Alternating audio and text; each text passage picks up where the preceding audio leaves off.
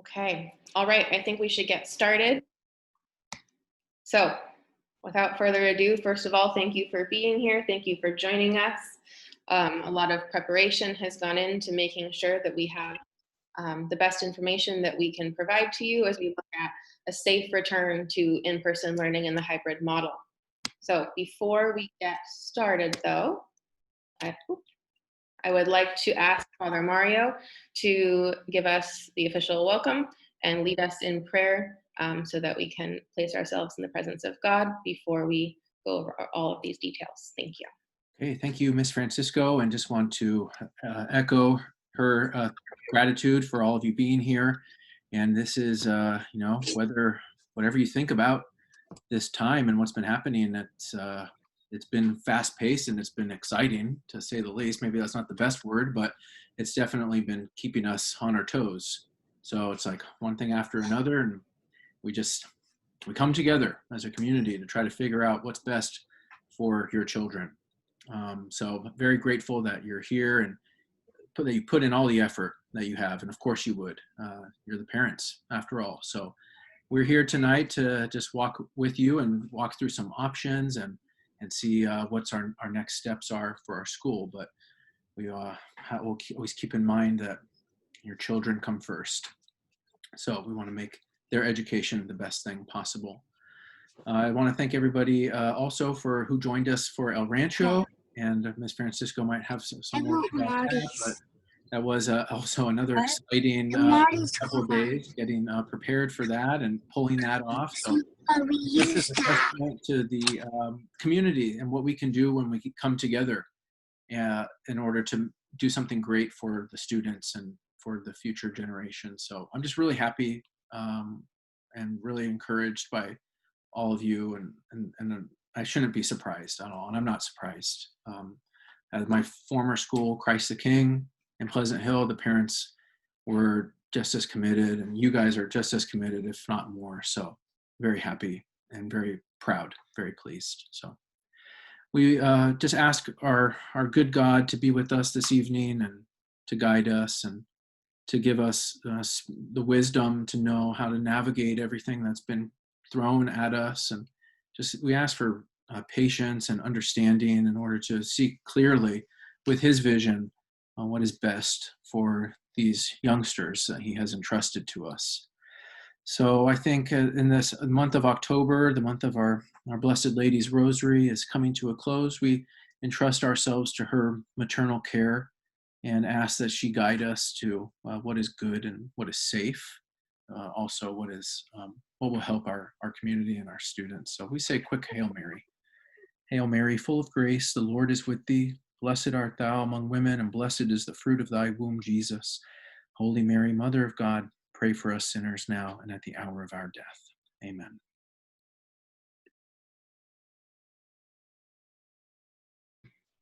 All right, thank you very much, Father Mario. Okay, so I would like to start with a slide that you've seen before. This is our third town hall that we are having together this school year. And I've used this slide now in all three town halls very intentionally. I want to always remain centered in the idea that all of us here gathered today are here especially to support the kids in the middle, right?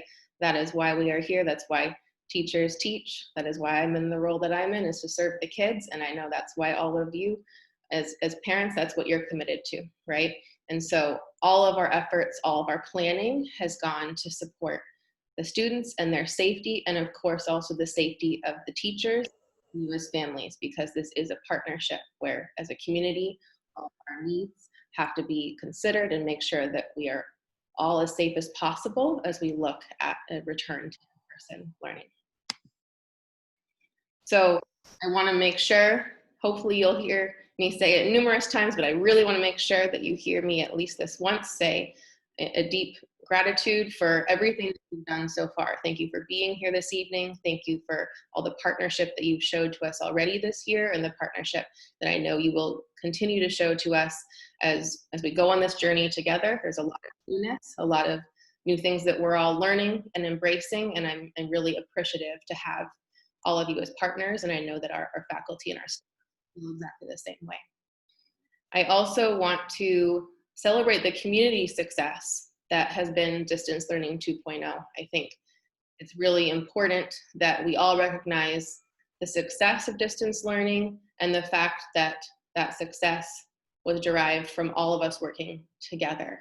You know, the partnership that parents have showed, the support that they've given to us as your students have been at home during the day learning, flexibility that the students have shown, and of course, all of the learning and the flexibility that the teachers have showed as well. It's all worked in tandem, and so I really want to celebrate that and the community success story that is, and also remember that as we look at hybrid learning now, which may feel exciting to some, scary to others. And I want to remind you that at one point, Distance Learning 2.0 was new to us as well. And just like how we embraced that and found success in many ways, I'm confident that we will find the same with hybrid learning.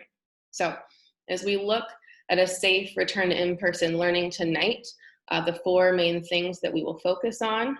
First of all, this is a high-level presentation. And what I mean by that is this is a presentation that applies to all grade levels. There will be class meetings that will go over more specific information when your child is set to return based on their grade level as well. But tonight's presentation has information that applies to everyone.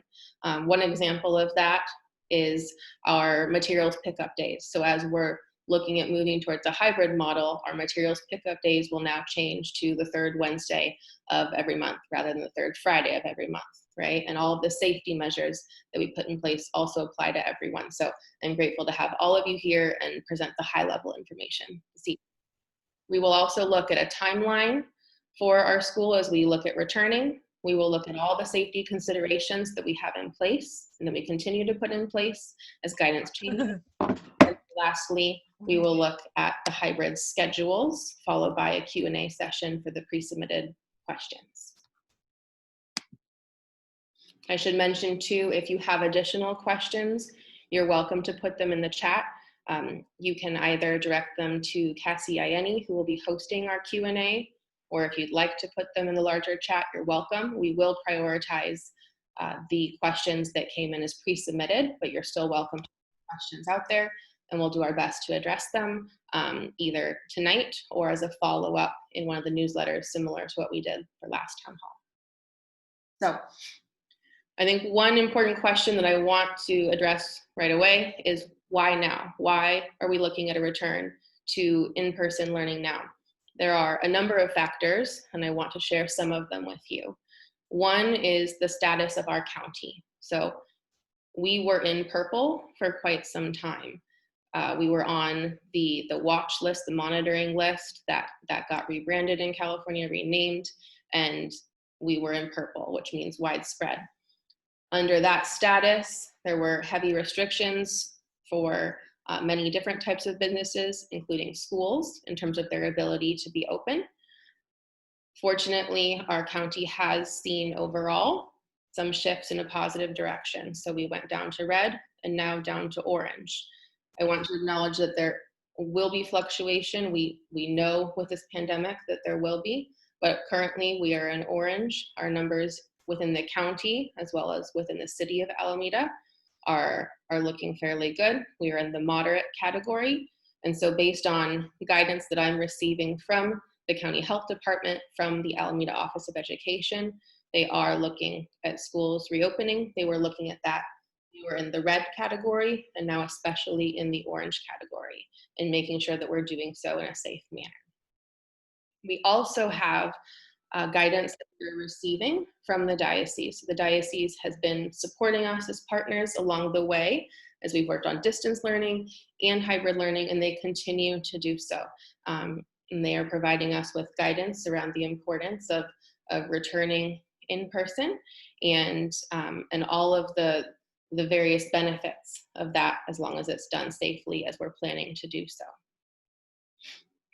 I also want to just briefly mention that there are organizations, an example is the American Academy of Pediatrics, that recognize that schools play many roles, right? And public schools, private schools, they play different roles in some ways, but there are definitely roles beyond academics that our school plays that are really valuable in terms of in-person learning for students. Examples are having the in-person socialization, getting back into routines, right?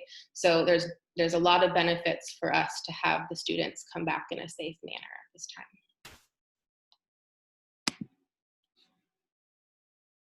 In terms of our projected timeline, I have a couple things to share with you. What I want to share initially, though, is that this is, again, tentative, projected, but this is our projected timeline right now for our first grade levels. As I've written to you in some of my letters in the Friday newsletter, we are planning a phased reopening, 1 to 2 grade levels at a time, starting with our youngest grades. So we have planned for TK to return on November 16th. That is the start of trimester 2, so it seemed like a natural time for us to make that transition. We have them coming back that week.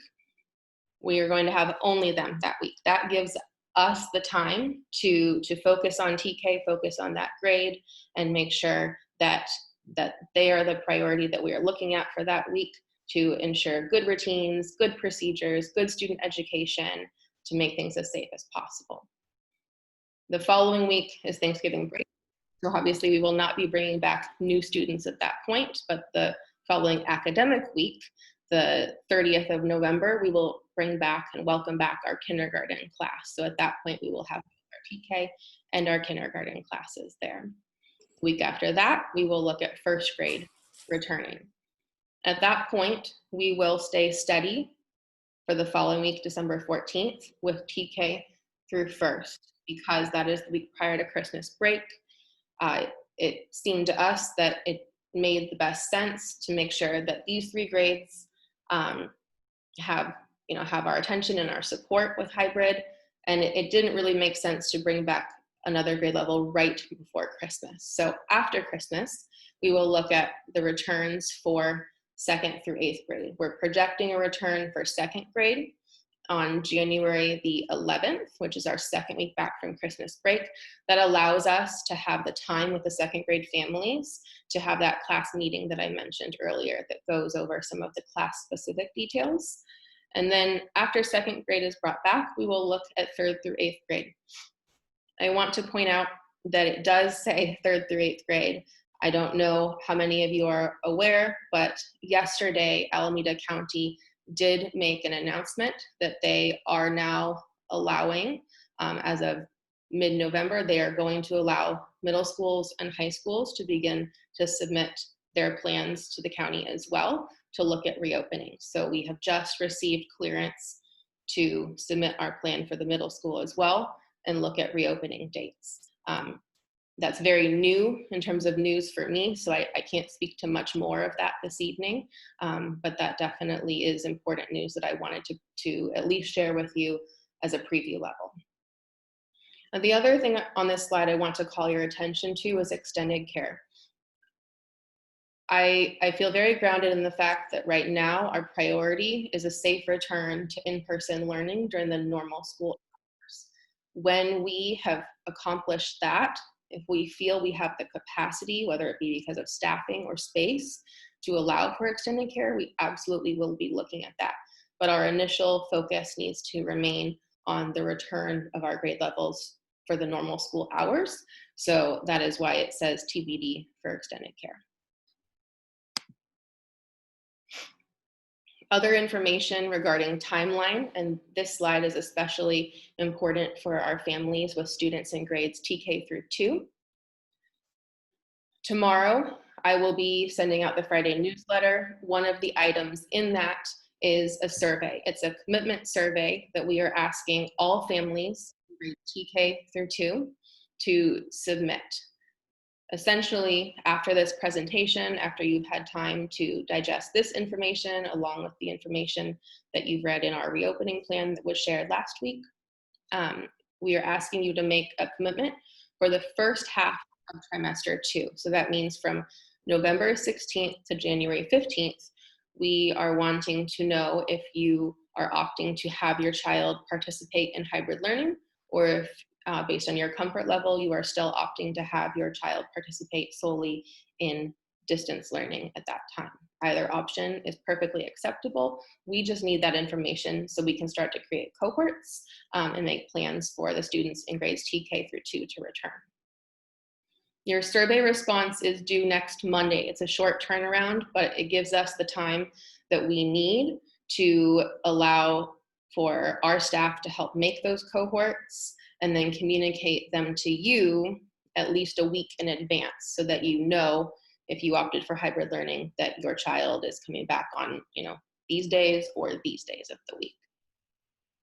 I also want to point out in terms of timeline for next week, the minimum days. I know that we've mentioned them in the newsletter, but we do have minimum days coming up next Wednesday and Thursday.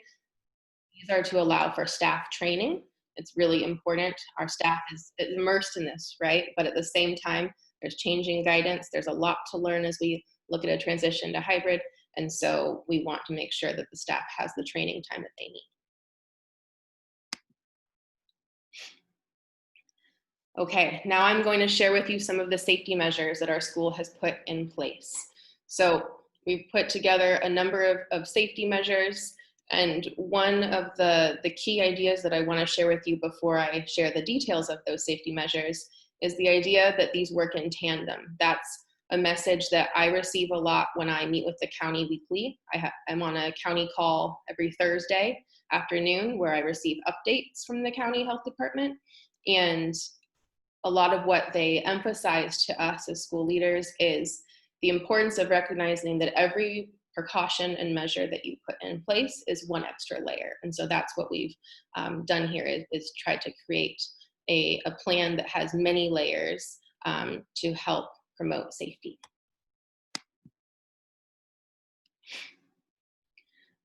This slide and the next slide you will recognize. These are also from a former town hall, but the reason I included them is because I want to make sure that I share with you that all of the work that was done in the summer has been the basis for the continued work that we've done as we look at a return to in-person learning in the hybrid model. So these different considerations that we were looking at in summer in terms of what our facilities and capacity looked like, what the guidance and regulations were at the time, how we would handle screenings, all of those categories are things that we've continued to look at and revise and build upon. Same thing here. These were categories that we were looking at in terms of knowing the importance of mask wearing and social distancing and how all of these things that you see here would help to promote a safe environment. And so we've continued to plan with these things in mind and build upon it as guidance and knowledge has changed.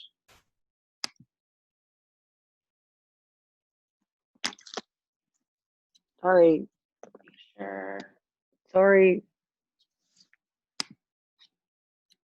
Okay, so one of the precautions that we are focusing on is social distancing, or I should say two of the precautions, social distancing and mask wearing. We have expectations that for students and staff who are involved in hybrid in-person learning, that mask wearing will be happening at all times, as well as social distancing. We to make sure that it's very clear that these are expectations that apply to everyone. I also want to call attention just for a quick moment to the types of masks that are allowed. I want to note that most masks are fine, right? So N95 masks are fine, cloth masks that you purchase or that you make are fine. There are many different types that work. There are a few that are not allowed for different reasons. And so I want to make sure that I share that with you tonight. The neck gaiters are not allowed. They don't provide the proper amount of safety measures. Same thing with bandanas because they can release air and other particles. And then any masks with valves as well. The masks with valves are really good for smoke, right? If there was a fire or something like that. But unfortunately, what they do is they do allow for the release of particles. And so these three types of masks will not be allowed for students and staff once we return to the model. We have purchased a good number of things for staff and students in our facilities, one of which is masks. So we will be providing every student with a cloth mask. It will go well with their uniform. You are certainly welcome to provide other masks as well, but we want to make sure that we're doing our part to make sure that you at least have an initial mask to start with. We'll also have masks where if a student forgets theirs, or if they soil it at lunchtime, or if something happens, we can provide replacements as well. If a student is not wearing their mask consistently or social distancing consistently, I want you to know that we will work with them, right? We'll work with them.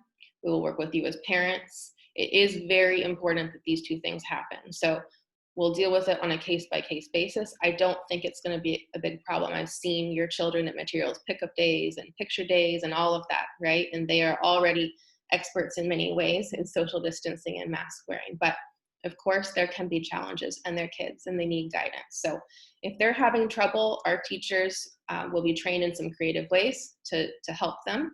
And I will be here to help as well, and we'll work in partnership with you. So I can share more later on if I need to, but I just want you to know it is an expectation, and we'll be supporting students if they're having challenges with either of these. We also have hand washing and hand sanitizing expectations.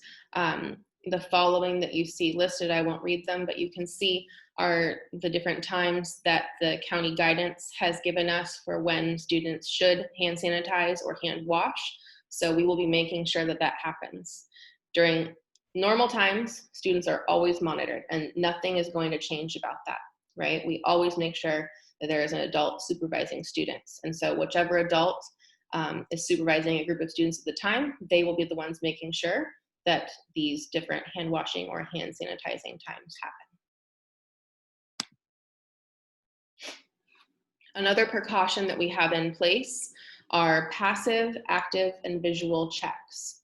So our passive check is basically a list of questions, questionnaire that parents will assist us in filling out prior to students coming to campus on a given day. And we'll provide a stack of them for you so that you have them, you can complete them before school. They ask basic questions about, does the student have a temperature? Do they have, any of the common symptoms that we know for COVID? Have they been exposed recently, right? There's a number of questions. And so you will be assisting us by completing that passive check, and that passive check form will be brought to school and provided by the student to the staff member who greets them to ensure that we have that noted down. We will then be doing an active check, which is a temperature check. So we have a number of touchless thermometers here on site. We will be using those to take student temperatures. Anything 100 or above means that the student would not be able to come in person that day, which again, that's one of the questions on the passive check form. So that already should have been checked at home, but we have this extra layer of precaution.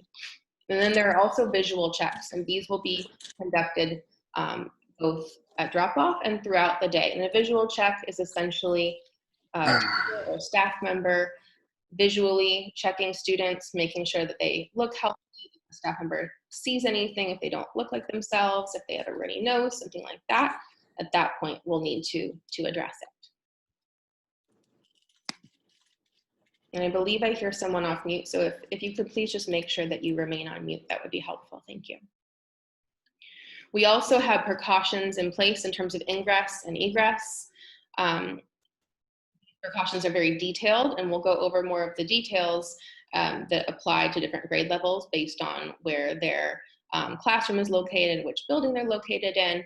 But we have measures in place to ensure ingress and egress that is safe in terms of within the classrooms themselves, within the school building as they move from one place to another.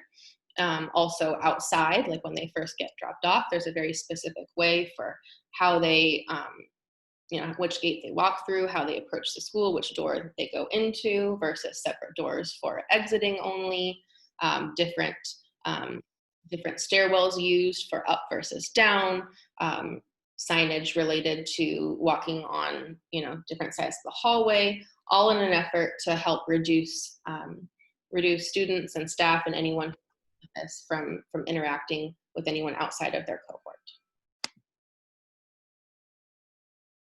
We've also purchased a good amount of PPE and sanitation supplies, and also put in place mitigation strategies. I'm not going to read all of this for you. I know that you can review it right now yourself, but these are examples of many of the things that we have in place, and some of which, as you can see with the asterisk, are voluntary and additional measures that we've put in place to support safety. Here we have our signage. So, I can only imagine what it's like for many of you to consider having your child return to the school without being able to come in our building and see, because we have to keep our building as safe as possible right now. So I wanted to provide you with some pictures of some of what I'm referring to, so that you can see it. Even if it's not in person, you can see that a lot of this is already in place. So one example is our signage. You can see we have signage in the hallways in terms of which directions students are walking. We have signage related to hand washing above the bathroom sinks. We have reminders throughout the school around maintaining 6 feet of social distance. We have reminders about how many people can be in the bathroom at a given time, or what parts of the school are closed at this point for safety reasons. So lots of signage to help support students as they get used to these new routines at school. We also have set up the classrooms very intentionally. We measured our classrooms, each of them individually, and that is how we were able to determine the capacity of how many students each classroom could hold safely with 6 feet of social distance. So you can see an example here of one of the classrooms that's set up. We have the desks that are 6 feet apart from center to center in terms of where the student would be sitting. We also have protective guards around the desk as an added layer. And sometimes the kids will move the desks a little bit, so we have the visual reminders on the ground as well to help make sure that the desks stay in place and promote good social distancing. You can't see too much of it in this picture, but up here is the front of this classroom, and that is where the teacher space will be. So in every classroom at the front where the teacher would normally stand, we have created lengthwise a 6-foot area all the way across that length of the room for the teacher. So the teacher also has their social distance and has their space to safely be in while they're teaching.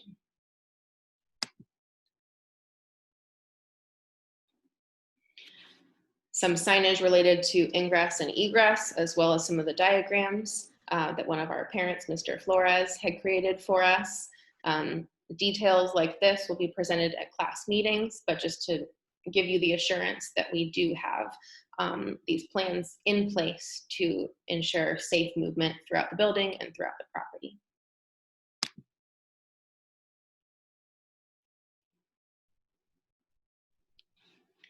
We have face coverings purchased, different varieties, as you can see, to provide to our faculty and staff, as well as to students, as I mentioned, thermometers for temperature checks, hand sanitizer stations. We have a whole lot in place to support safety. Another element of supporting safety is limiting the number of people that we have on campus right now. And so there are a variety of ways that we've done that. One of which is creating multiple cohorts within a grade level based on how many students we can safely have with proper physical distancing in a classroom. And so they will be attending on alternate days. Ms. Thomas will present later on tonight about the details of what that looks like, but that's one way we're reducing the number of people on campus. We also have strict limitations in terms of parent presence and volunteer presence on campus, especially once we have students return to the building. We do have to be very strict about limiting and making sure that at this point, the people that come on campus in terms of getting out of their vehicle will be staff and faculty and students. There will be times, for example, pickup, that parents may drive through campus, but similar to the day, you'll be staying in your car. Additionally, we are restricting any sort of food drop-off or delivery. So that means that we are asking all families who have a child returning to in-person learning to provide a lunch daily for their child. We do not have the option of choice lunch currently. We also do not have the option of lunches being dropped off. And I know that when we asked this question on a survey this summer about would you be able to provide the lunch, 100% said yes. And I'm very grateful for that. If there is, if there's an oopsie here or there, we certainly understand. We will have some options in place so that your child is not hungry, but we do want to make sure that we are reducing the number of people coming onto campus, and this is one of those ways we can do so.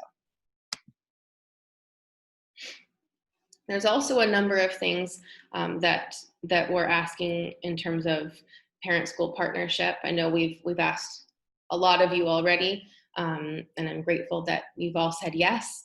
And there are a few more ways once we return to hybrid learning. So one example is we've shut down the drinking fountains. That's a high-touch area, and it would not be safe at this point to keep open. So we're asking that all families provide their child who's coming to school that day with a reusable water bottle so that we can ensure that they have the hydration they need throughout the day. We also are asking parents to support us in our efforts to keep student supplies with the students. So what I mean by that is when they come to school, they will bring the majority of their supplies with them for the day, and they will take the majority of that supplies home with them as well. Because we have multiple cohorts in each grade level, and therefore they are sharing desks, we cannot store any student belongings in the desks.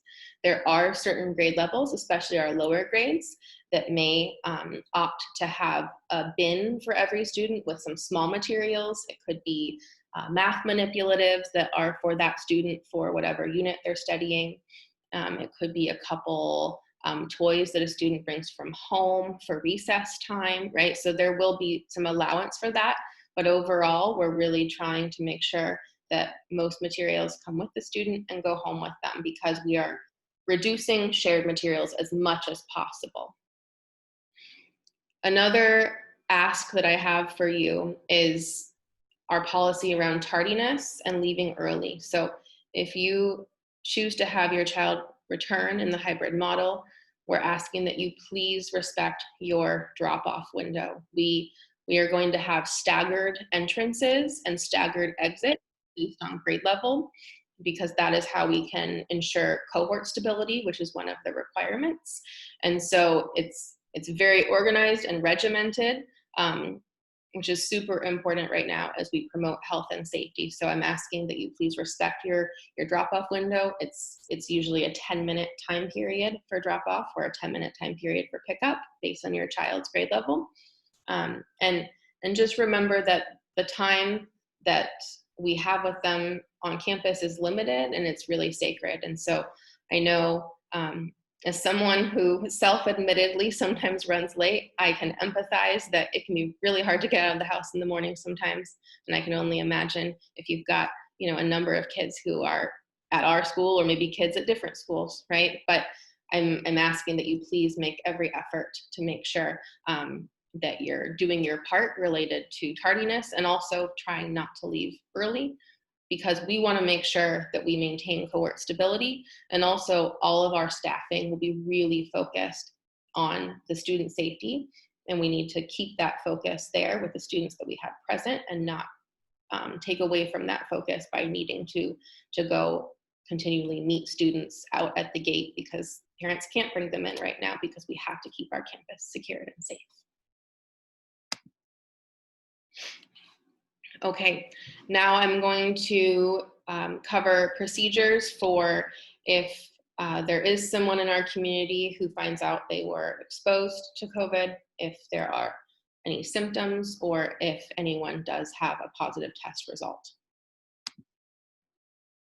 So I want to share this slide with you briefly. This comes from Alameda County Health Department, and it differentiates between quarantine and isolation. So just really briefly, what I want to share with you is quarantine lasts 14 days. And you quarantine if you have, if you are aware that you have been exposed to someone who has a confirmed case of COVID-19. Isolation is 10 days. Isolation is for if you have symptoms of COVID-19 or if you have been diagnosed with a positive case of COVID-19. So in the case of outside exposure, this applies to staff or students who are operating in the hybrid model. If any staff member, any student becomes aware that they have been exposed, so meaning maybe they're at soccer practice or wherever it is, right? If they've been exposed to someone who has a confirmed case, then at that point, the expectation set forth, not by us, but by the county health department, is that you would quarantine for 14 days. And although this expectation is set forth by health officials, we of course are expecting and falling in line with that as a school as well for the health and safety of our larger community. If someone in our community has symptoms, that would trigger an isolation. So at the home level, that means that, let's say your child wakes up and they have one of the symptoms. They have a fever, they have the sniffles, they have an unexplained headache, right? Any of the symptoms. At that point, we are asking that you, or requiring really, that you notify our school ASAP. We need to be aware of that. I want to assure you of confidentiality. We will not be sharing any information that we are not allowed to share, right? So we will work with you confidentially. And I want to make sure that's really, really clear that we're going to follow all of the guidelines that have been put in place to maintain people's confidentiality, because that's an important element so that I think you rest assured and therefore feel safe reporting to us. Okay, so if your child has symptoms, we do need to know, and you need to keep them home, and they need to isolate for 10 days. That is part of the requirements that have been communicated to our school. On the school end, let's say that a child comes to school in the morning, they're feeling fine, but by the afternoon they're not, and they have a symptom. Any symptoms would, for us, trigger an immediate call home, and the child would need to go home. The way that we will handle this, all schools have been asked to create what's called an isolation room. It's a space, a safe space where the child would go so that they have somewhere to be until mom or dad can come pick them up, and they will not be exposing others at that point with their potential symptoms. So I want to assure you that they will be monitored while they are in the isolation room. We will communicate to you immediately. We will make sure to call you first of all, and we'll follow up with an email. And we do have the expectation that should this happen with your child, you will come and pick them up immediately. The pickup will be curbside, and it does have to happen right away. I know it could come at a really inconvenient time. You're in an important meeting, but we need to make sure that if your child has symptoms, that you come and get them. So I'm asking for your partnership in that way. Of course, at that point, if your child has symptoms, you should be contacting their physician. You should be isolating for 10 days. And likely your physician would ask them to get a COVID test. In case of a positive diagnosis, if there is a diagnosis within our school community, that individual will isolate for 10 days. It is crucial, and I really want to emphasize this, it is crucial that if there is a positive test result of a student or a staff member, that you notify us immediately. One of the new responsibilities that schools have is to assist the county health department with contact tracing. And so it is really, really important that you let us know if there, heaven forbid, is a positive case, okay? At that point, whoever it is, teacher, student, would isolate for 10 days, or when they're for 24 hours after their symptoms have disappeared, whichever is longer, right? So if on day 10, that individual is still not feeling well, they will continue to isolate. On the school end of things, if we have a case that is reported to us, I want to share with you how we will be addressing that. So communication-wise, we will make sure that we communicate with everyone that we need to. That includes, we will be communicating with those who may have been exposed. And you'll notice I italicized only to those who have been exposed. So as an example, let's say there is a case in our first grade class, right? We are going to make sure that anyone who had contact with that student, which definitely would be the first grade class, right? And maybe in some cases other students as well, but hopefully not, right? We would let those individuals know that they have the potential of exposure. Again, privacy will be maintained. We will never identify who the person was or anything like that, okay? We will notify either using school messenger and or constant contact.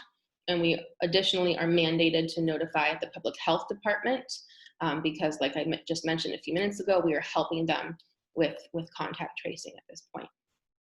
Of course, if we know that there has been a case, there would be cleaning and sanitizing of the school and definitely the specific areas where that child or teacher was, but on a larger level as well. It would trigger isolation for those who have been exposed.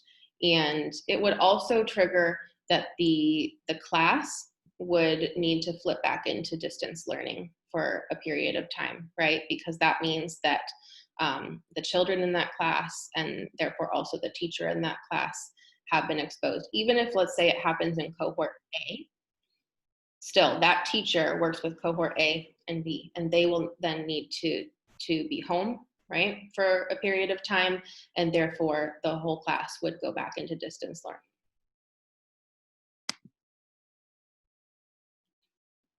In terms of contact tracing, we have 4 individuals on site. You can see their names listed here who have been trained by the county health department as COVID liaisons to assist with contact tracing. So if anyone in our community tests positive, student or staff test positive for COVID-19, it is required that you immediately contact all 4 of these people. And I want to emphasize it needs to be all 4. It should not just be myself or one other person on this list. We're trying to put as many measures and precautions in place, and that means that we all need to receive the notification, please. Our job and responsibility, which we've been trained on, will be to gather details about what you've reported, also to look at our records in terms of who that child or staff member may have come into contact with based on cohorts and who was in attendance on given days, and we will provide that list of names. That is our portion of the responsibility. After that, it's in the hands of the health department. They will do the contact tracing based on the list that we provided. They will support our school in terms of response. And they would also look at any supporting investigation that may be necessary at that time. There are a number of triggers that may cause us at any given time to switch back into distance learning. Some examples are, if there is a confirmed student or teacher case, this would cause the cohort to need to go back into distance learning for a certain amount of time. There also may be staffing requirements. If we, for whatever reason, COVID related or not, have a teacher who is not able to be present that day, we will have to have the kids in distance learning because we are looking to maintain cohort stability with both the staffing and with the students.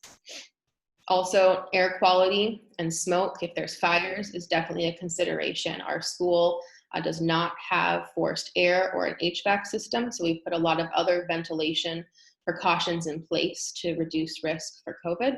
However, one of those precautions is having the windows open at all times. And so, of course, if there is smoke outside, then we would look at needing to be in distance learning, because we don't want those windows open if we are in the red or unhealthy status in terms of the smoke levels. Loss of power is pretty clear, I believe. And then if we're ever advised for whatever reason by the county public health department, then of course we will follow what they ask of us. The current trigger that schools have been informed about is if there was a 5% positivity rate within a school. Of course, as we all know, things change with guidance all the time, but if the health department ever told us that it was time, then of course we would follow that as well. Okay, now I will welcome Ms. Thomas, who will speak to you about hybrid learning and the schedules and what that will look like for your children. Good evening, everybody. Thank you for your great attention. This is so much information. And we are, learning as it comes, because as Ms. Francisco has said, it changes all the time, but it is looking like we are in the most safe place now to consider reopening. I'm glad that Ms. Francisco emphasized that we decided to return at the trimester, which just seemed like a natural time for us to begin our transition. And so I'll begin by reviewing some of the things that we considered when we first got together in late June. So our mission has always been to continue to deliver our excellent Catholic instruction and to promote the spiritual, social, emotional, intellectual, and physical formation of our students, regardless of the modality. Fortunately, we put together a really decent plan for distance learning 2.0, and it has come to fruition in such a positive way. I really want to throw a lot of shout outs to our teachers and staff members who have been really diligent in educating ourselves and increasing our professional capacities in ways that we never imagined. And I also want to recognize the great partnership that we've had with the families to get this lifted off. Next slide. Again, these were the considerations and goals, health and safety being of the first, and it is still the first consideration that we have. The quality educational program, equity and accountability, and the needs of our community. Next slide. We embrace this with the idea and the attitude of opportunity, and that we had this chance for advancement and progress. And so with our quality education and our partnership with families, and also promoting social emotional wellness for our students, which is so vital right now. Next slide. So our hybrid schedules are aligned with the distance learning 2.0 schedules. We did this deliberately, and it's actually going to work out quite well, we hope, as we're looking at this. With almost minimal impact to the transition that students and teachers will need to make as they move into hybrid. There were two considerations. Do we do 2 full days or 4 half days? And we picked 2 full days, with each cohort going 2 days, either Monday, Tuesday, or Thursday, Friday, with Wednesday being distance learning for everybody. This was because of your feedback on the survey, primarily making it easier for families to drop off students in the morning and not have to pick them up until 2 or 3 o'clock in the afternoon. It is also a recommendation of our Health and Facilities Committee that did their work during the summer, and we believe that it is best for the safety of all of our community. But there are more benefits to those 2 full days. There will actually be more synchronous teaching time with the teacher for all students, more in-person hours when students actually go back to school versus half days, and it is easier for parents, as I mentioned. We will therefore have all distance learning on Wednesdays so that there can be the deep sanitization between the two cohorts. Let's look at those schedules. All right. As this is a somewhat general schedule for an early primary grade level, you will notice that cohort A goes on Mondays and Tuesdays. Wednesday is distance learning for everybody, and cohort B will be assigned to Thursdays and Fridays. The big difference, I'll talk about the differences first because there are not many differences. The big difference is the staggered entrance and the staggered dismissal that'll take place as a grade level moves into hybrid. So I'm going to use the example of transitional kindergarten because they will start first on the 16th. If this were transitional kindergarten schedule, they will be entering, and you'll notice we have the staggered entrance as 7:40 to 8:10, but that's allowing for all grades, even when the 6th through 8th return. Our youngest members will come closest to the time that school actually starts. So this grade level has a staggered entrance window of time between 8 o'clock and 8:10.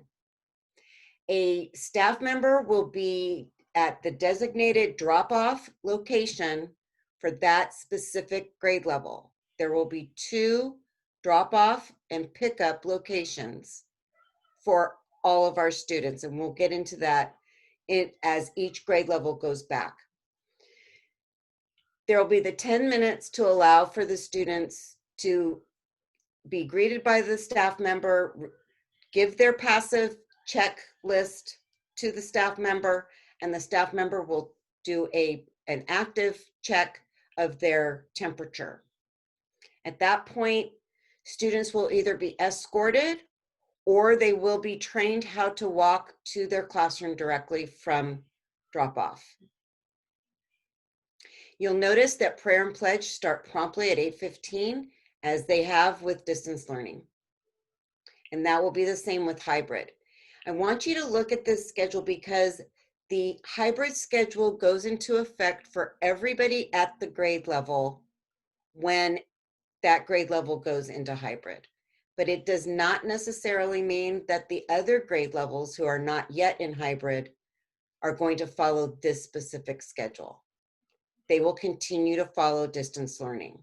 So theirs will just eliminate the staggered entrance and the staggered dismissal, and you should look at a regular distance learning day, except for the afternoon. That's a little tricky. The rest of the day's schedule between 8:15 and the last period of the day are the same as distance learning. And the teachers will make sure that there are adequate breaks. We are probably, I have a fixation on bathroom use and making sure that our students are able to use the bathrooms when they need to, but in a safe manner. So there will be flexibility among the teachers in making those decisions to the best of our ability. I want to take your attention to our lunch period for the hybrid. You'll notice it is the same amount of time, 12 to 1. And this is to accommodate different grade levels being out on the yard at different times as more grade levels return to school. So we had to limit the number of students that we could have out on the yard at any given time. And we can manage 3 to 4 grade levels really comfortably. So that is why we have divided it into 2 sections. While some grade levels may be in the classroom for their wellness period, sustained silent reading, social emotional activities, maybe playing quietly with some designated activities that the teacher has already provided and explained. Other grade levels will be outside eating. And then they will switch at that half-hour time. And then those who were outside will go inside for a little bit more either rest or recreation, but silent and rejuvenative Okay, we're still really emphasizing social emotional wellness and the fact that our students may be quite tired. Our teachers are also going to need a break, and this also allows for our staffing to adequately supervise students and to have their designated 30 minutes of no duty lunch. The afternoon is very similar, with the exception of having to stagger our dismissal. So with our youngest members, they will end their day at the earliest time, and that would begin at 2:30 at the earliest. As the grade levels come back and the grade levels go up, they will have a staggered dismissal closer to that 3 o'clock time. Everyone will be dismissed by 3 o'clock on any given day as we get all grade levels back on campus. Let me just check my notes to make sure that I hit everything. So we had the split lunch. Yes. Noon dismissal on Wednesdays. Everybody in a grade level who has gone into hybrid will have a noon dismissal on Wednesdays. And this is to accommodate the hybrid in-person teaching and learning that is going on the other 4 days. It's going to be strenuous. It's going to be difficult and taxing in some ways. And we believe that this is going to be the best for both our teachers and our students. But again, that will not take place until your grade level goes into hybrid. I think I've explained most of it except for HighFlex. Our HighFlex model, so this is the question, how will the hybrid model impact what distance learning looks like? So yes, the teacher's focus is going to be shared between those in front of her and those at home, who she will be still instructing via Zoom with a synchronous streaming of her in-person instruction for the students. At some point in instruction, she may have students who are at home as one group working, maybe like on an independent practice or a guided practice, and she can divide her attention like she would in a normal full class in-person situation. The other thing is that we do have the luxury of instructional aids in our earliest primary grades. And so attending to the group on Zoom who are at home and the group in person will be a little bit easier for our TKK 1, 2, and some of 3 and 4, because they will have that second adult in their classrooms. For 5th through 8th, it will be a little bit more challenging, but I am confident that our teachers will be able to rise to this occasion, because there are some strategies and methods that we will be trained in. Depending upon what the teacher finds convenient and easy for her is going to be, that teacher will make those determinations and they will see how it goes. The interaction may be different, but we are still going to maintain that high level of academics.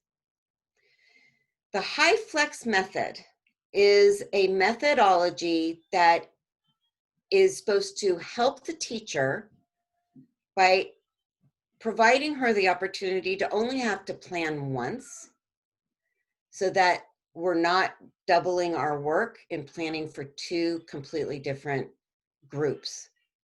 And so we are being trained, we are learning about the HighFlex method, but there are a lot of advantages.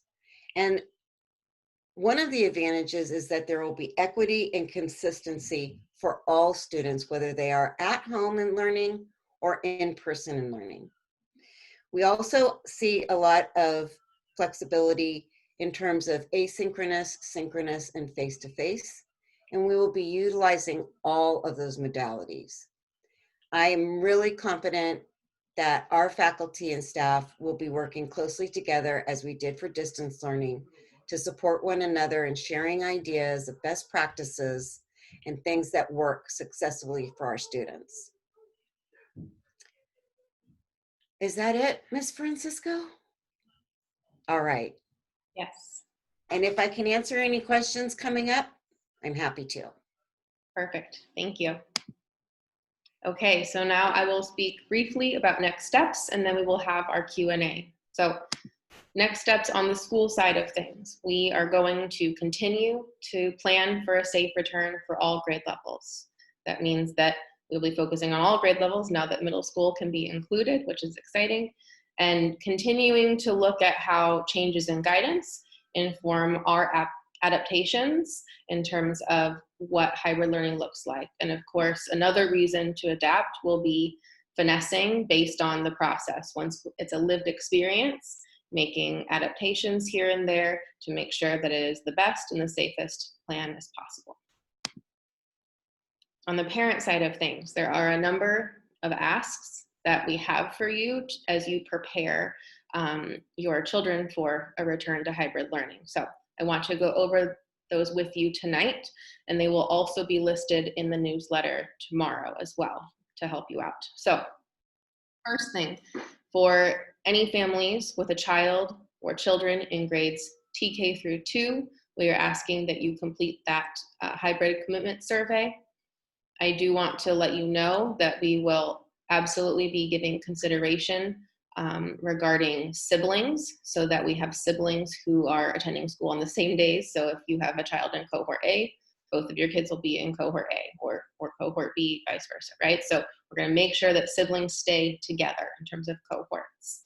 We are not able to take requests at this time regarding, for example, that you would prefer the Monday, Tuesday cohort over the Thursday, Friday cohort. We also are not able, unfortunately, to consider outside pods that have been formed, because what we do for one, we have to be able to do for all. And at this point, it's like a puzzle, and it's going to become increasingly so as we bring on new grade levels with more siblings, right?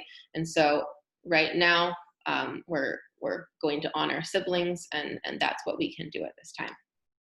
I also want to ask you to purchase uniforms as soon as possible if you haven't already done so. Students should be in uniform for in-person learning. One of the requirements is, as your child's grade level looks at returning, so as that date approaches closer, your child's homeroom teacher and myself will be co-hosting a class meeting with grade level specific information that we are asking you to attend. I also want to make sure that everyone has looked at purchasing of all the school supplies that we asked for at the beginning of the year. Most of the teachers divided up the supplies into materials that were needed for solely distance learning versus what they might additionally need for hybrid. And so if you could please make sure that those purchases have happened, that would be greatly appreciated. I also want to ask that you review this information as you see fit with your children. So examples of that are the importance of social distancing, the importance of mask wearing, what they can expect on their first day when they come to school in terms of handing a form to someone, for the passive check, and getting their temperature taken, right? And following the signs to learn how to walk within the campus and throughout the building in the classroom. By previewing that for them, you're giving them that added assurance and support so that when they come to us, they feel safe and we can continue to provide them the education. Obviously, we are going to be training them and showing them, right? But having that preview is going to be really important for all of our students. There is a signature page to the reopening plan. The reopening plan actually was slightly modified today, so you can find it on our school's website. It's posted prominently at the top, this COVID-19 reopening plan. There's a signature page at the end. We are asking and requiring that all parents sign that signature page, essentially acknowledging that you have read our reopening plan, you understand the expectations and the partnership that we're asking of you, that you agree to support the requirements that we are asking of you regarding guidance from the county in terms of safe behavior, all of those types of things. So please, please make sure that you get that signature page in. Also, there is a form that is for all diocesan schools. It is the COVID-19 school reopening form for parents and guardians. That will be going home in tomorrow's newsletter, and we ask that you please review that. It covers what the school will be doing for safety, what we are asking of parents, what we are asking of students. It covers key information like that, and then we need that signature on file as well. Mark your calendars from this point forward, starting for the next pickup and onward. As long as we have materials pickup days, they will be the third Wednesday of every month rather than the third Friday. That's important so that we don't create a dynamic where cohort B misses out on Fridays, right? Wednesdays are a shorter day once we return to hybrid, and they are also a solely distance learning day for all. And so that's the reason for the change. And then lastly, I know this probably goes without saying, but I'm still going to say it, is maintaining flexibility. There are going to be many iterations to the process that is bringing students back for a safe return to in-person learning. And so I just ask that you maintain flexibility, the same, fantastic flexibility that you've showed over the last few months. And please keep that in mind and spirit as we move forward. In the same way that, distance learning 2.0 was new to us and probably brought about some anxieties and some fear, right? And we took that on as a community. And I think in a lot of ways as a community, we've met with success, and we will find that with hybrid too. We just need to allow for flexibility as part of the process. So now we have our Q&A, and Mrs. Ianni, if you could please come off mute. I know that you are moderating for us tonight. Thank you. Thank you. Thank you both so much for your presentations. They were extremely informative, along with the materials you prepared in advance. And I think all the parents really thank you for your effort that everyone at the school has done. So I think I'll prioritize the questions that were submitted in advance. And then I think there are a number of the chat questions we should be able to get through, although I understand that people may be getting tired at some point soon. So we'll do our best to move it quickly. One of the first questions submitted was a question about if there's a requirement for how families need to conduct themselves outside of school hours in order to lower the risk for everyone, for students who return to school. Can you address that, Ms. Francisco? Sure, yeah. There are not requirements. We cannot monitor that or put requirements in place, but it is certainly a strong recommendation, and it is an ask.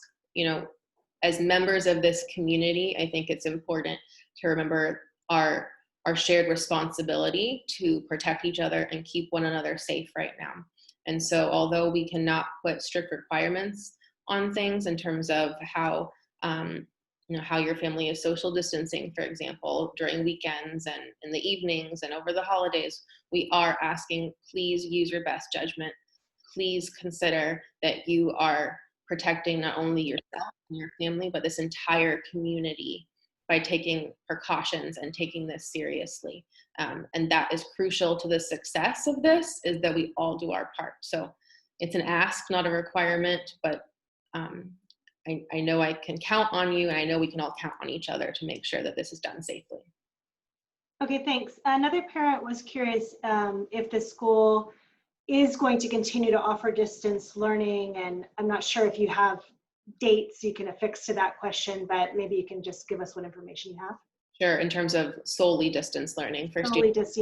Yeah. So at this time we are, right? And that's why the hybrid commitment survey is going out, because currently we are offering both options, either for you to have your child return to in-person learning in the hybrid model, or to opt to maintain in 100% distance learning. Again, the first commitment period is for a half trimester, right? It seems like a measurable and manageable amount of time. So that's why we selected half trimester rather than full trimester. But yes, we understand that some families, for a variety of reasons, may prefer to have their child remain in distance learning. And so we will respect that, especially right now for trimester 2. I anticipate that it will be the same for trimester 3. Of course, I cannot predict, when a vaccine will come out and how this pandemic will progress, right? But it is It is absolutely our current plan to maintain distance learning as long as we think it's necessary. Okay, thanks. The next question is one that perhaps both you and Ms. Thomas can address. A question about, it's actually a compliment / question. It's really nice. It says that distance learning has been going better than expected at SJES. I think we can all agree that that's true. The teachers have really mastered this novel format in a short time frame, and excellence in learning is actually being achieved. What is the plan for ensuring that teachers have the capacity to teach both in-person students and distance learners while maintaining that excellence? Sure. Yeah. Thank you. First of all, thank you for the compliment, and I feel good about, again, the community success of distance learning 2.0. I think what I would like to address is, and it's something I've said a couple of times, but I'll emphasize it. Distance learning was scary for us, right? It was scary. It was new. It was the unknown in a time of so many unknowns. And yet we approached it as a community and we found success in many ways. And so I'm going to ask that our community once again take on that spirit of having faith and trusting that with very well thought out plans, that in the same way we found success with distance learning, we will find success with hybrid learning. But Ms. Thomas, I think some of what you shared on one of your slides speaks to this in terms of the more concrete answers. So if you would like to add, please do. Yeah, I definitely echo what you just said, and will just highlight again that high flex methodology and strategy that we are going to embrace as teachers, faculty, and staff. And there are a lot of shifts that we'll be making, just like we made with distance learning. I think it gets into a lot of teacher lingo, so I don't want to muddy the waters right now, but certain activities, certain emphasis on feedback for our students, a different way of grading. These are things that we're going to be looking at as a faculty and staff, and those are the things that I think are going to really help us as we move into this next phase. I don't know how I'm going to be teaching right now, but I'm getting an idea. And then as I start to get ideas and we start to work on things, you know, that's the beauty of having each grade level go one at a time. And then because it's related to the prior grade level, that teacher can share, and there's going to be a lot of camaraderie and collaboration among the faculty and staff. And I think that that's been the success of the distance learning.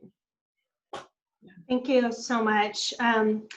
Ms. Francisco, the next question's for you, but based on what you said a few slides ago, I think you've already addressed it, which is somebody asked if there can be an agreement, maybe on that signature sheet you were describing, an agreement that parents commit to following the guidelines of the county when they're outside of school for limiting the number of children together at a time and wearing masks and things like that. Is that what you said that what you modified today addressed? Exactly. Yes. Yeah. The change that we made today to the reopening plan was the signature page. So thank you for that question that I got to preview and then make a change that I thought was a very valid one. Right. And so in addition to acknowledging with the signature page that you've read it and that you agree to support school policies, we have made that addition that you agree to uphold the guidelines and the mandates that the county public health department has set forth, all in an effort to create a safe environment for all of our community members. Okay, great. And then there are a couple of follow-ups on that in the same vein. One about what about mingling of cohorts outside of school hours? Is that going to burst the bubble, so to speak? And is there any guidance you can offer on that? Yeah, I think my answer is similar to what I said for the first question, which is, you know, we cannot monitor, we cannot require what your families do on your personal time, but this is a community that we all buy into, and it is our community responsibility to keep one another safe. So I ask that you find ways to ensure cohort stability, just like we are in school, that you find ways to support that outside of school. You know, I understand that there may be there may be a time where your child is in a cohort and their closest friend is in a different cohort, right? And you want to find a way for them to see each other. Maybe you go to a park and they keep their masks on and they maintain 6 feet of distance, right? Or maybe you, meet in someone's driveway, but you stay, in the backseat of the cars, right? There are ways to create some social time, but really we have to minimize as much as possible, keep stability of cohorts, and keep all those measures in place, because as I mentioned, a huge part of the county's message to school leaders is each time that we're adding a new precaution, we're adding another layer, right, to help ensure safety. And so parents, we do need you to support that outside of school the same way we are going to support it inside of school. Great. And there are a couple of questions on timing. One that just came in over chat and one that was submitted in advance, so I'll kind of group them together. About particularly around the holidays, family gatherings might happen more, or travel and things. And do you have any suggestions for keeping students home after traveling? And I think the other hand of that question is, somebody asked over chat, why is there a 5-week delay between first and second? I imagine the answer has to do with holidays too, so I grouped them together, but I'll let you take it. Yeah, sure. Again, can't put any requirements in place, but we do ask you to exercise your best judgment in terms of how you celebrate a number of holidays coming up. We've got Halloween, right? Thanksgiving, Christmas, we have a number of holidays. And so please exercise best judgment. Please do everything you can to ensure your own safety, your family's safety, and the safety of our whole community. In terms of why there is a gap, it's primarily because of breaks, right? And so, as I mentioned, when first grade returns, they return 2 weeks prior to Christmas break starting, right? And so if we had brought back second grade, they would have only come back for 1 week. That is very little time. Part of what we will be doing when students return is working on routines and procedures. The same way that we would do at the beginning of a school year, we're having to do that again, right? Because they learned the routines and procedures of virtual learning at the beginning of this year, but now they have to learn how to walk throughout the school, what the expectations are of social distancing, what the expectations are for hand washing. There's a lot that they have to learn, and that takes time and routine. And bringing back second grade just for 1 week, which really for in-person students would equate to 2 days, did not feel to us to make good sense. And so that is why we are not bringing them back that final week right before Christmas break. And then, as I mentioned, the reason that we are looking at likely, and again, it's TBD, right, but likely bringing them back the second week after break instead of the first is because we need to make sure that we allow for time for that class meeting that has crucial information that will support those second grade families in a safe return. So tentative for the second grade return, but that's the reasoning behind it. The other 2 weeks are the Christmas break, which obviously we wouldn't be bringing kids back at that point. Okay, thanks. And just one follow-up. So if somebody's traveling over the holidays, for example, and they choose out of a desire to, for safety for the community, to keep their in-person student home and distance learn for some time after their travel or gathering or whatever reason, is that acceptable?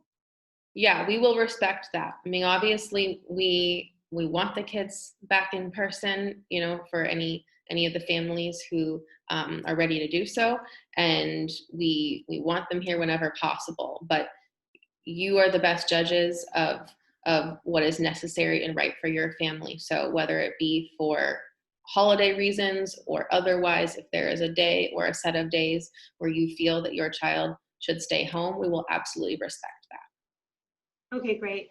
I got a question on my phone from a TK family wanting to know if the high school is back in the same building as TK and K is using, and if that impacts anything. Good question. I can share with you minimally what I know about the high school. Obviously, not my significant area of expertise. I know that they are planning to stay in distance learning at least through Christmas break, and they'll be looking at a return at some point January or afterwards. I can't speak for them in terms of their exact return date. I know that they will have another presentation themselves soon for all of our families who have high school students as well. I'm sure you'll attend as well. But there will very likely come a time, yes, where we will have our TK and kindergarten students back at the same time, where there may be some high schoolers in Marinist Hall.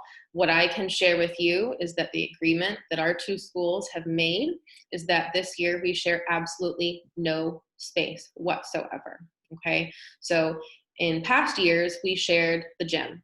We do not do that anymore. The gym is the high schools for this year. In past years, we borrowed use of their quad for lunchtime for some of our upper grades. We are not doing that. In past years, they would have faculty or staff or students sometimes walk through our tarmac. That is not happening, okay?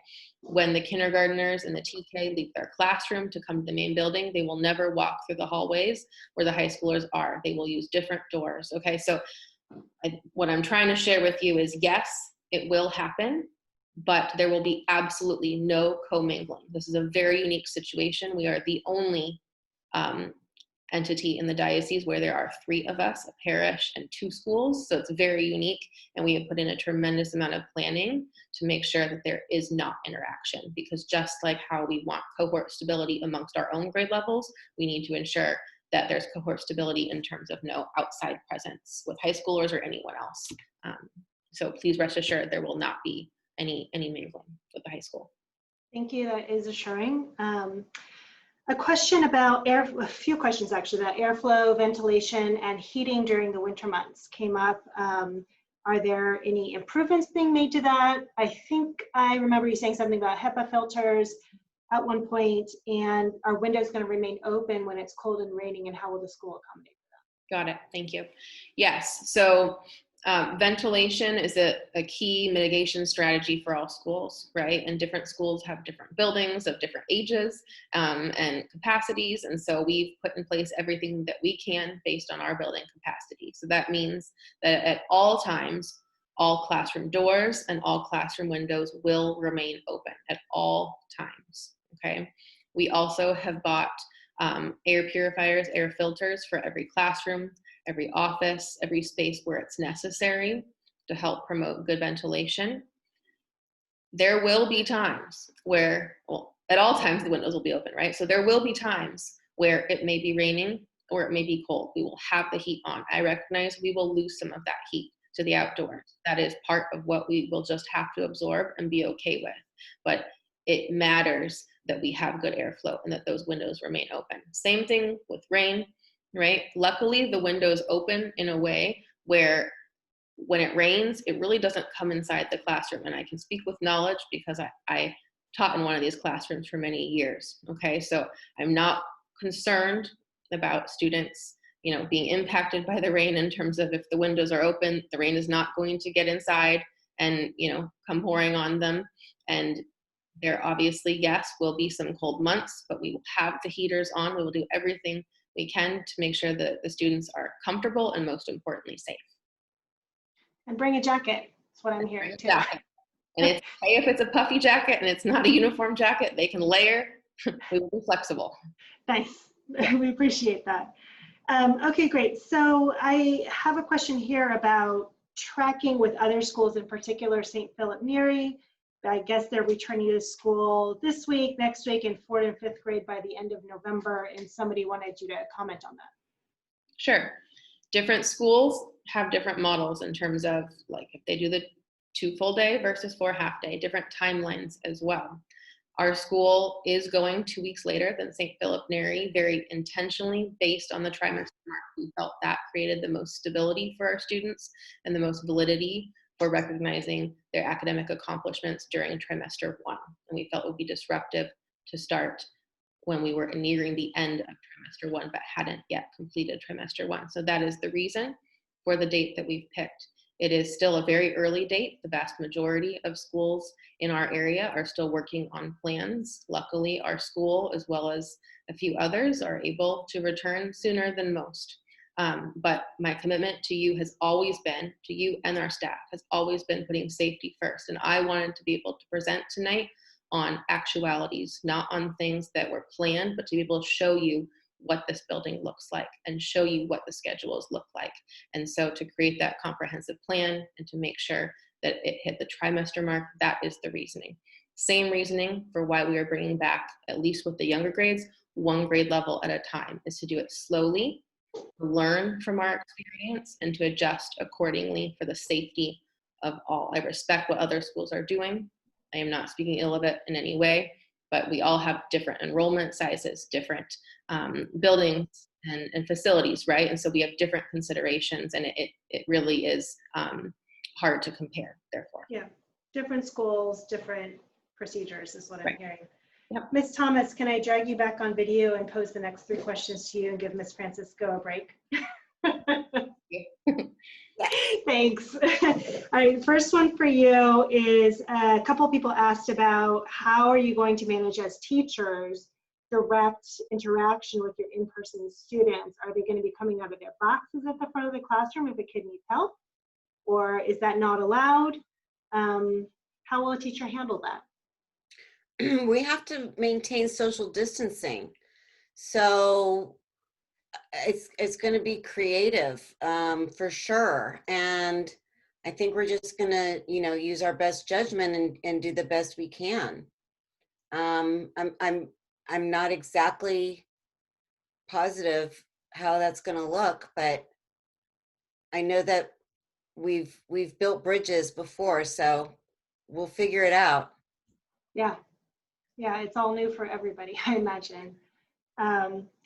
The next question you probably do know the answer to, though, which is, are the in-person sessions going to be synchronized for the distance learners? So in other words, all students are learning at the same time from the same teacher? I believe so. Yes, that's our goal. Definitely. Okay. And then a tech question. I'm not sure if you have the answer to this one, but it's an interesting question about whether there's technology to let the distance and the in-person learners see each other at the same time, I imagine through different screens set up. Well, I'm very curious about that, and I'm going to be reaching out to our tech support, because with our smart boards, I'm wondering if there's some capabilities that might allow us to do that. So that is still to be determined.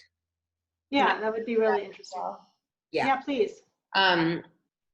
Something we're definitely looking into, and one of our teachers had come across a resource that that gave us an idea that we think that may be possible. So we are looking into it, and if we can make it happen, we will make it happen. Definitely.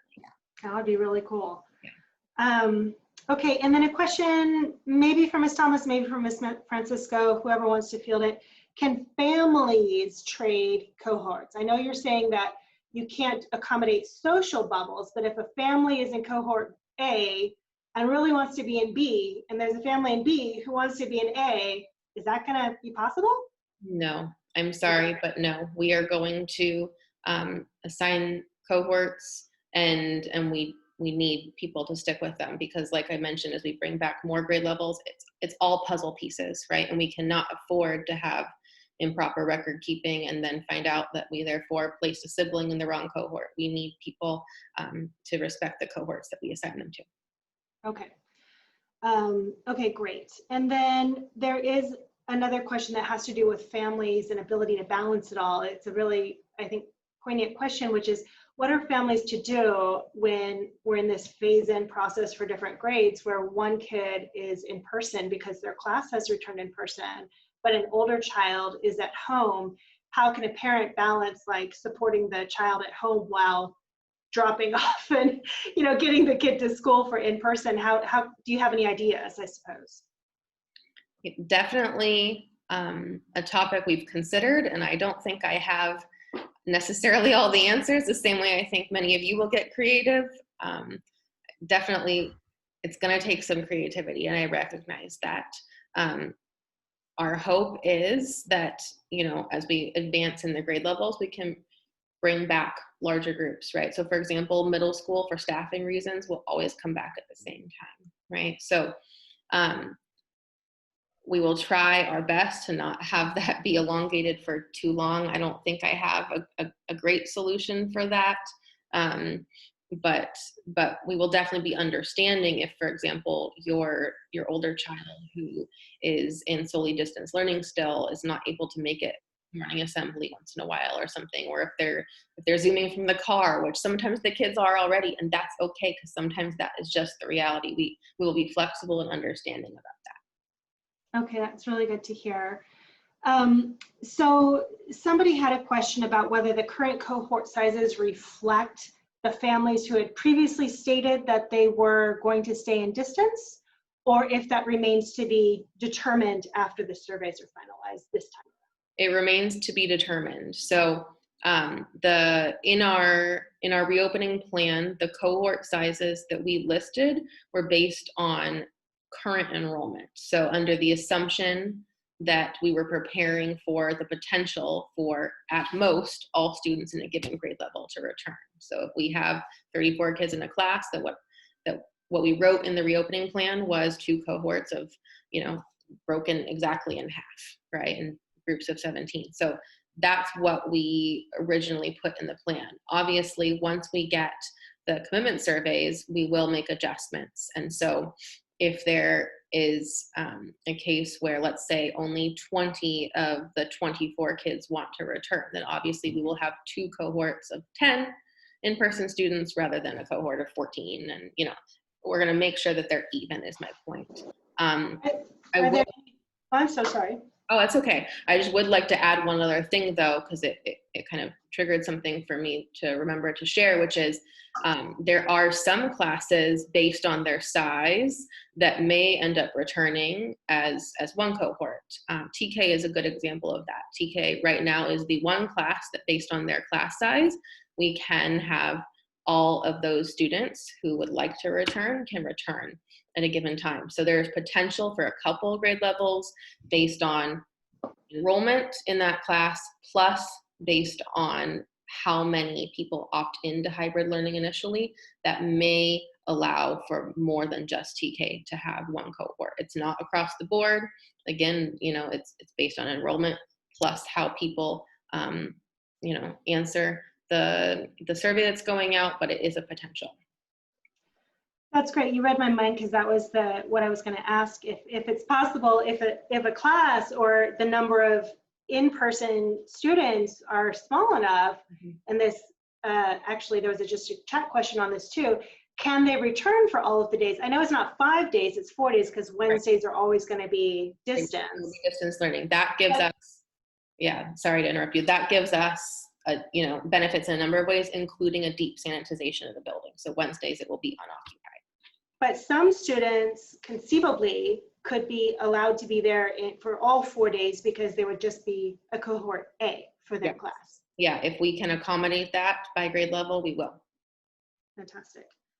All right, somebody had a question about the health criteria. For example, if somebody has a fever, if a child has a fever, under the new standards, are they going to need to stay home for 10 full days, or is it going to be the old rule of 24 hours after your fever break?